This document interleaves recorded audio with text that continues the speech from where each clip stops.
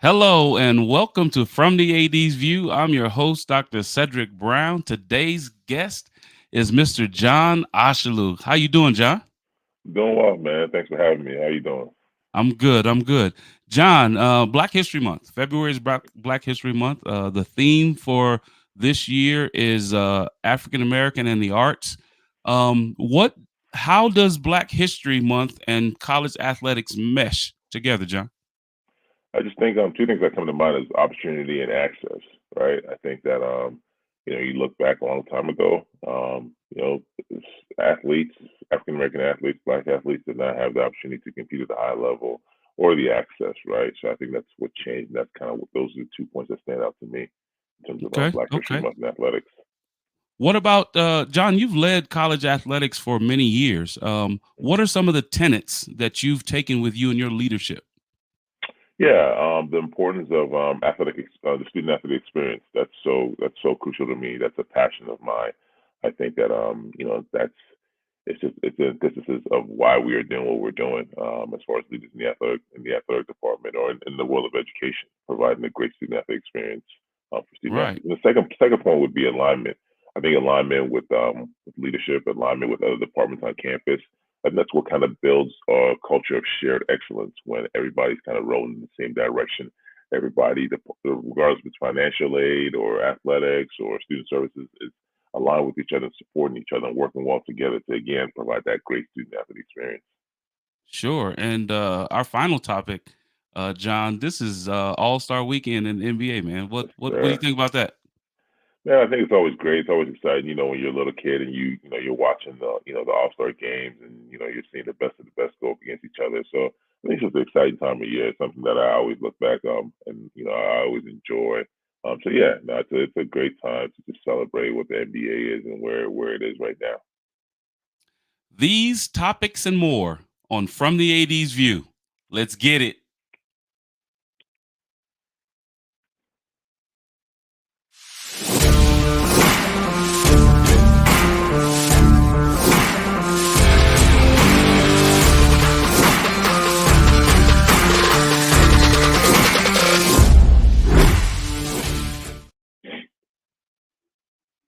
Welcome back to the show. Before we get started, I'd like to give honor to God, who's the head of my life, because without Him, none of the things that I do would be possible.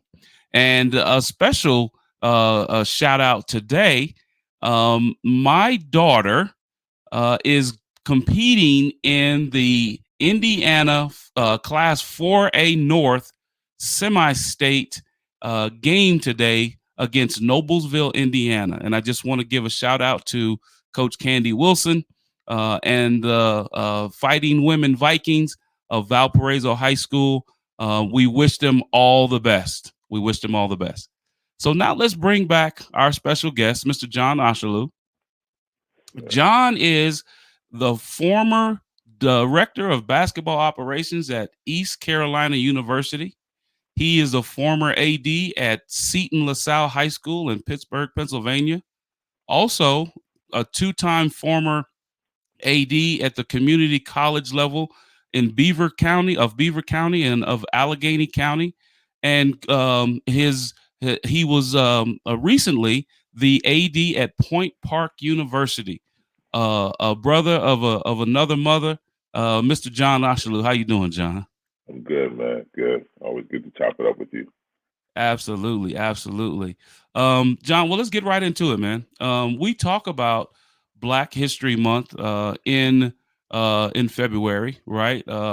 You and I, people that look like us, we talk about Black history more than just in February, right? Of course. But Of course. there's so much going on that people don't understand when it comes to collegiate athletics for persons of color, right? We have Yeah. the Southwestern Athletic Conference, otherwise known as the SWAC. Right. We have Yeah. the Mid Eastern Athletic Conference, otherwise known as the MEAC. Yeah. Some of the, I have friends that are in both conferences. At Prairie View is Mr. Anton Goff. He's the Oh AD yeah. down in Yeah. Houston, right? At Bethune Cookman, my buddy Mr. Right. George Bright. He's one of Oh yeah, the the high deputy AD. leading ads at Bethune-Cookman. And at Grambling, my buddy Dante Johnson is the head men's basketball coach there. And then, you have Howard over in the MEAC. You have Norfolk State in the MEAC. You have North Carolina Central and Morgan State, right? Yeah, What yeah. what has happened with HBCUs and student athletes of color in those conferences that has elevated our student athletes? I think you're just seeing more resources being poured into those institutions, and as a byproduct of that, the athletic departments are getting some of those resources, and they're able just to elevate just the level, and not just one level, just levels across the board. Whether it's whether it's resources, whether it's facilities, coaching. Because as you probably will remember, I mean, a couple of years ago, like you look at it, two Division One schools, and one's an HBCU and one's a PWI, and the PWI has the head coach, and three assistants, three full-time assistants, the director of basketball operations, and maybe one or two other support staff. But then you look at another Division One HBCU, and they have a head coach, maybe two assistant coaches, and that's it. You're like, wait, they should have more staffing. So I think that as the time passes, as these HBCUs, rightfully so, get their just due resources, now they're able to kind of elevate that level of student athlete experience, that level of competitive advantage, where now they can rise up and be able to compete at a level with their peers at Division True. One level. I mean, I think the same thing you could say the same thing too about those Division Two schools too, like in the SIAC, and the other conferences. So I think that as the resources get poured into these institutions, I think that their level of competitive excellence increases. Sure. And I was never a member or coached as a member of the HBCU. The closest thing was Chicago State University, and my experience there was because we were limited in our financial resources. Of course, yeah, One year, I believe it was our 04-05 season. We played 11 pay games and wow, raised just under $1 million in yeah, our pay game. Right now, yeah, in those 11 games, we went 0-11.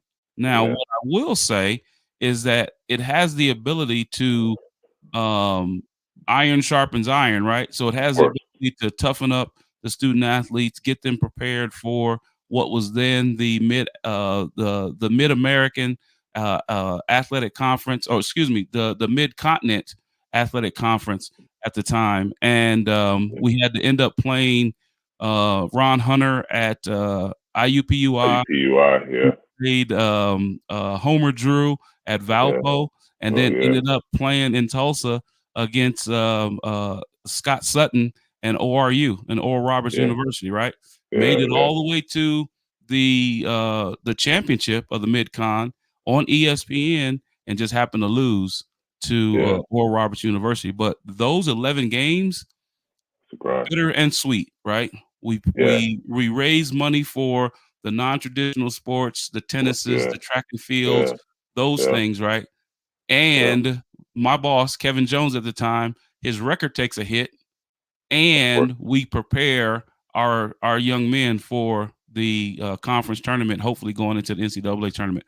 What can yeah. HBCUs do, John? What can they do to level the playing field when it comes to resources and things like that? Yeah, I always talk about this amongst some of my colleagues, and I think what they can do is it goes back to what I said earlier, like the student athlete experience, right? So I think that you need to provide a great experience, even for your just for the whole student body, right? And I think you need to do that while they're there, because what you see at some of these other Division One schools is they have a high level of cultural of philanthropy within their alums. So like a lot of their alums, they leave, they go do well, they're giving back.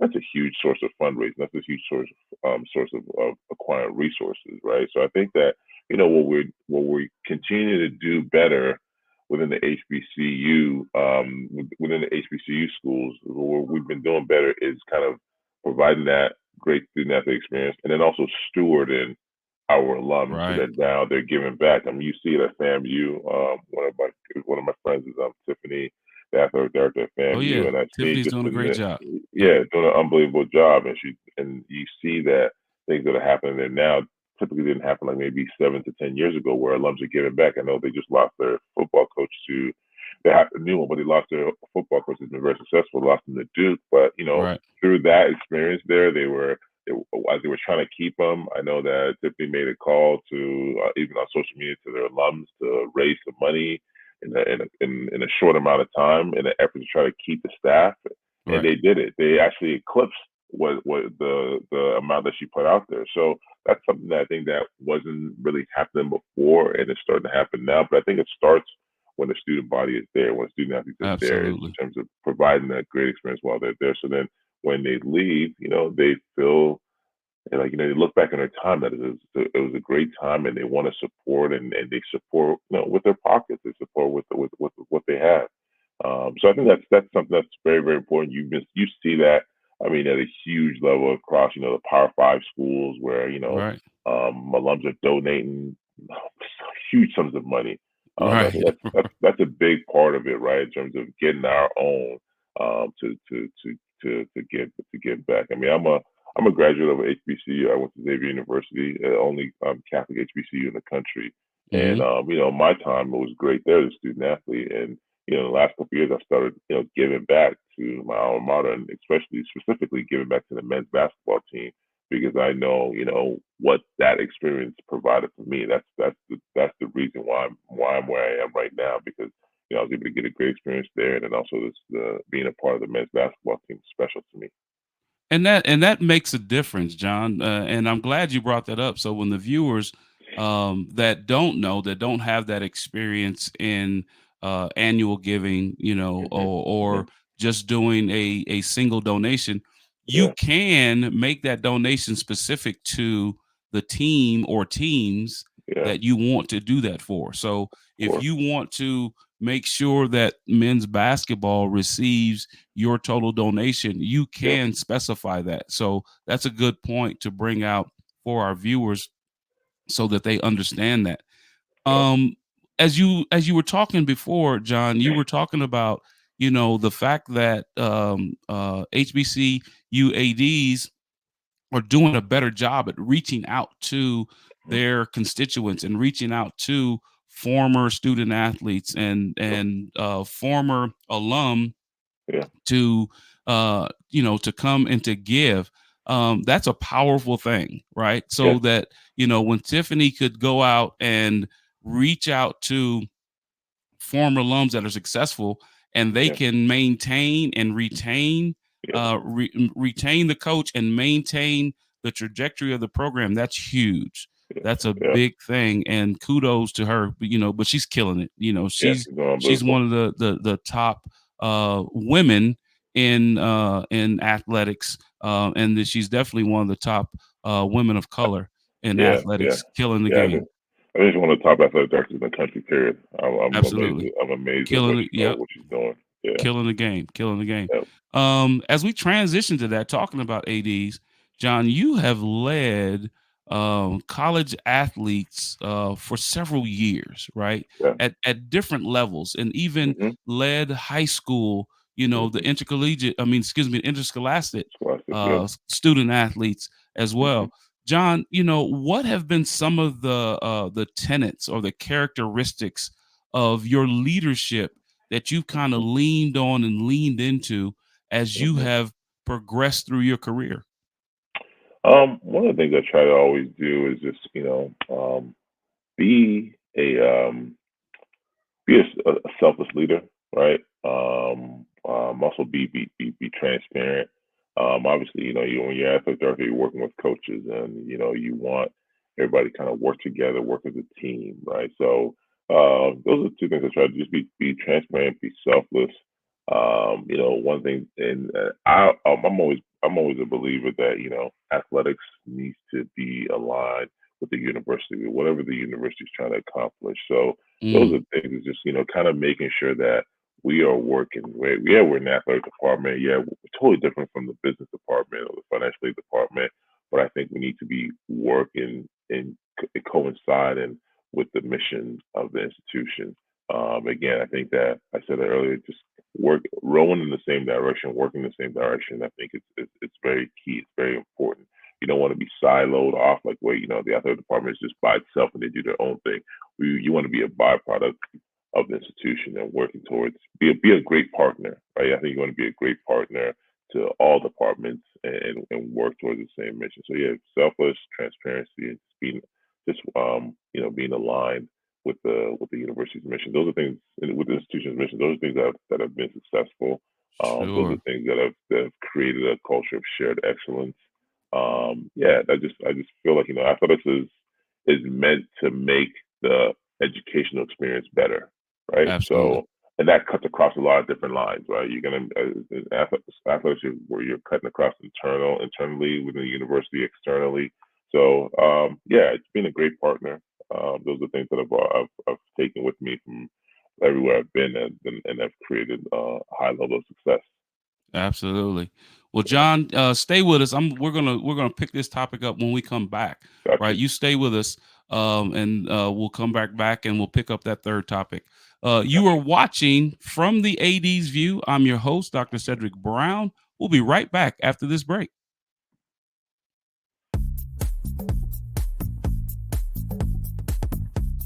Renting is everything. It's style at your doorstep, off the runway, and into your closet.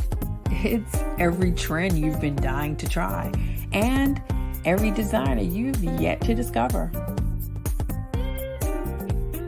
It's wearing it your way every time, and making it count everywhere you go. It's never worrying about what to wear, because something new is always coming your way. That's why renting is everything. New styles, top designers, all for a flat monthly fee. Start your subscription at renttherunway.com.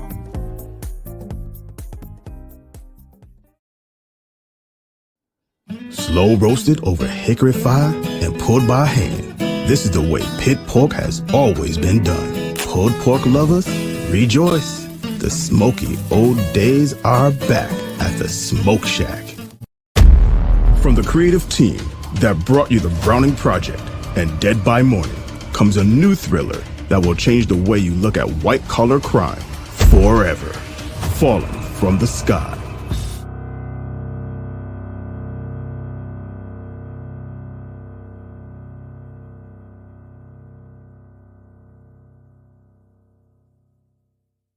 Water. It's everywhere. We drink it, we bathe with it, we cook with it. Coffee's made with water. Toilets won't flush without it. It's used for washing clothes, dishes, utensils, pots, pans, floors, and our teeth. Plants and crops need water, animals drink it, and fish need it too. And don't forget, we can have a lot of fun in the water. Water. What would we do without it?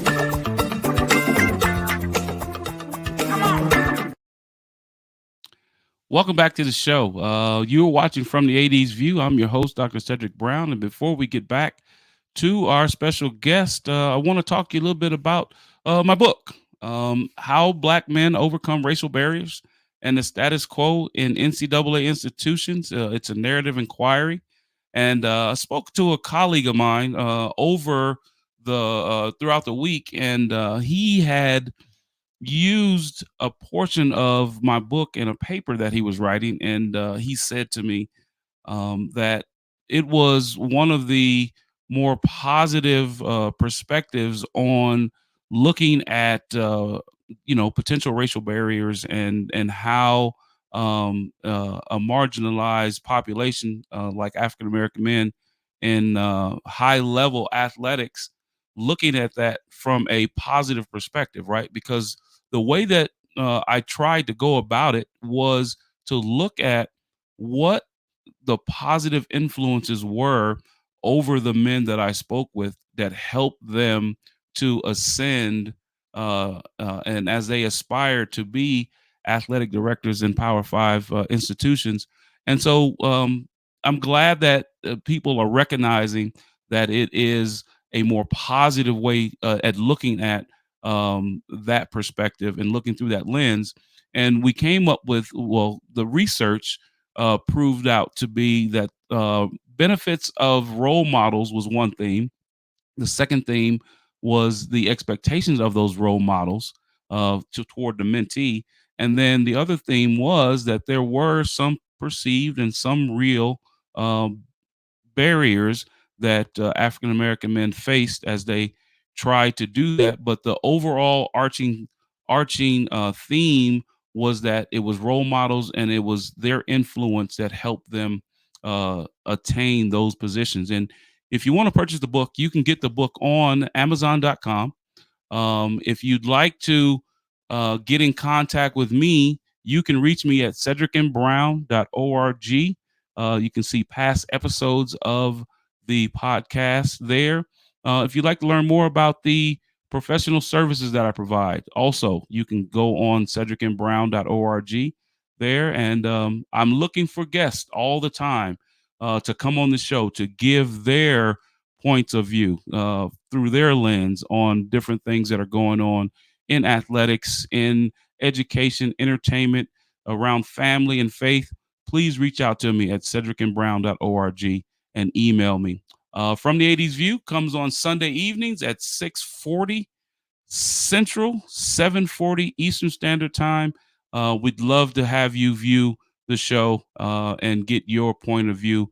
You can also reach me on my YouTube channel at Dr. Cedric M. Brown.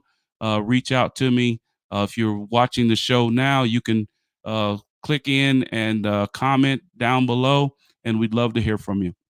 Let's bring back our special guest, Mr. John Ashaolu. John, welcome back. We were just talking about leadership, right?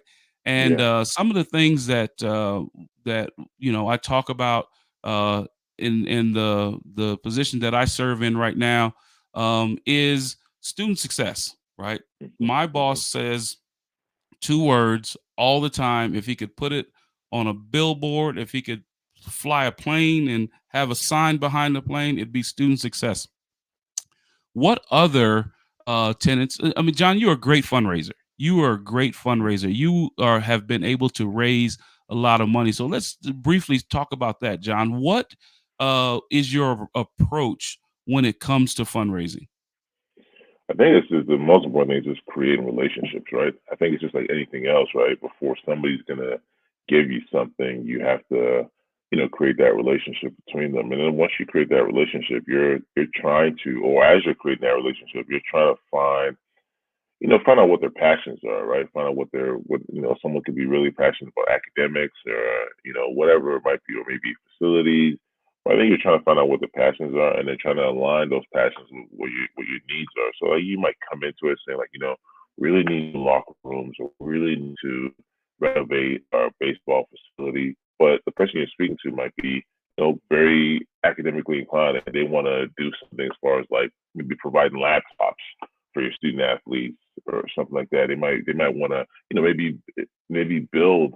They don't want to build a locker room, but they want to build a student success center. So it's just basically, creating a relationship. And as you know, in this business, everything's relational, right? Everything's about people. So you're trying to, create relationships, cultivate those relationships to where there's now an ease to saying, hey, okay, now I know this person. I know Cedric. I know what his passion is. I know, what I have a pretty good amount on, how much he's able to give. All right, I have these three needs, and I think need C is what would True. appeal well to Cedric and say, okay, all right, well, we have this project and this is what we're trying to do. I think you really be interested in doing that. And I think it's just kind of doing your homework, right? Not leaving turn over every rock, just not leaving no Shake all stone the uncovered. trees, Yeah. weed I all the mean, yeah, bushes. yeah, and that's kind of been a recipe for success. I mean, I've been at a lot of places so far that the culture of philanthropy has not been at a high level. So you have to be very creative in terms of how to get people on board. So yeah, that's kind of been it. Just it's like anything else. For you to trust me to give me money out your hard-earned money, there has to be Right. a relationship there, right? I can't just Relationships. yeah. So I think that's one of the big things. Like creating a relationship, cultivating that relationship. That's always a huge key. That's a great word right there, John, and that means so much in our business, right? Relationships across campus, relationships Yeah, with constituents, relationships with donors, yeah, relationships with former student athletes. correct. That's a great word. That is a great word. Let's go to something more fun, John. Okay. It's NBA All Star Weekend, right? Hmm.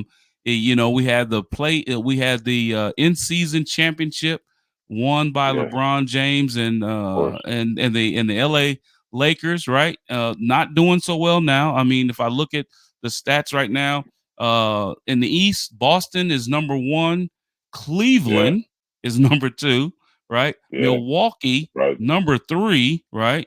And my beloved New York Knicks are number four right now. You know what I'm saying? Doing what they do. On the West, Minnesota, John, Minnesota, the Yeah, Timberwolves are Minnesota. number one. Yeah. OKC, we haven't heard from OKC since the Big Three, right? They're number two. The LA Clippers, I think they're front runners, right? Because we'll Yeah, yeah. see if Kawhi can stay healthy, if Healthy, Paul yeah. can stay healthy, right? Yeah. Number three, and the defending champs, number four. I think some of Yeah. the wild cards, and I'll share. You can share with me. I think wild cards in this will be Indiana and Philly, and I Mhm. think that in the West it'll be New Orleans. I got to go with L.A. and Dallas, but I think my ultimate champion coming out of the NBA this year is Boston. What say you, John Ashaolu? Yeah, man, Boston is definitely playing at a high level, man. I think that you hit on the nail there with Boston. They're definitely going to be someone. I think it's just their time. Like you feel like every last couple of years they've just been close, close, close. But man, I think they're clicking on all cylinders. They have a lot of really good pieces. So I think that definitely they're going to be in there. One person I'm just excited about is SGA Shea Gildress Alexander. Just yeah, yeah. Um, he's just like Is again he hooping being or what? being a Canadian and him being a Canadian too. I got to root for the Canadians. So man, I think he's just like competing at a high level right now, man. Every single game, and he just makes it look so easy. So I'm excited to watch him in the All Star game. So I think he's gonna come out with a vengeance and try to really prove himself. So nah, and then like the Tatum, I love watching Tatum from the Boston Celtics play. And you mentioned Minnesota Timberwolves, that My boy. boy Brunson, his first All-Star game, Yeah, you Brunson's a know? good player too. Brunson's a good player too. But yeah, the Minnesota Timberwolves have been playing out of their mind, man. Like with Cat and man, his name just escaping me. They're the best player. Is it Edwards? No, Yeah. but Yeah. Yeah. yeah, man, they're playing at a high level too, man. It's like surprising. Like when's the last time you heard Minnesota? Not since KG. KG? Yeah, not Yeah. just KG. That's a long time. That's a long time. So no, it's like sad, man. It's like sad. I'm looking forward to watching those guys in high stage. And when my brother, my younger brother, actually posted something on his IG. One of the best All Star. This is probably the best All Star game. I think it's like it's the one where Kobe was in it, Marbury, Iverson. So I was watching that, like highlights of that yesterday. I was like, man, I can't wait. I can't wait to watch this All Star game because man, there were some really, really great All Star games back in the day with some big time players in it. It's gonna be So a good one. yeah, I'm yeah, gonna go back. I'm gonna go back. I'm gonna reverse back because we have a huge milestone on our women hooper side, right? oh Miss yeah, Caitlin Clark, at Iowa. Is wow, she killing the game or my what? goodness, I look at the mean, video yeah, game. and somebody asked me the question, and I argued yes. I said I believe in certain situations, Caitlin Clark could go and play in the NBA. And I'm Without a talking doubt, about shooter, you know what I'm saying? Because yeah, she can off get her shot screen, off. yeah, If she has a good yeah, point guard that's playing, touching the paint, yeah, kicking out to her, she can do the things that that need to be done in yeah, the NBA. You know what I'm saying? And I yeah, thoroughly believe that. People talk about, oh, yeah, she might not be strong enough, she may not be fast enough. I don't believe that. I believe that if Caitlin Clark had the opportunity and they gave her the chance, that she could do something in the NBA. Sure. That young lady is uber talented. Yeah, she's unbelievable. It seems like a video game when you're watching her play. Like, there's no way she's shooting from the logo and like just like with ease, not and forcing, the with ease. and the side step three That to her yeah, left, laying it down. She shoots it, and and she has a very humbleness to herself, yeah, right? yeah. And not that the fellas in the NBA don't, because she can get a little spicy though, Oh right? She yeah, got a yeah, little yeah, spicy yeah, during the yeah, tournament, yeah, but yeah. if she She got wanted a little to, something oh, to her. she could be everybody's nightmare.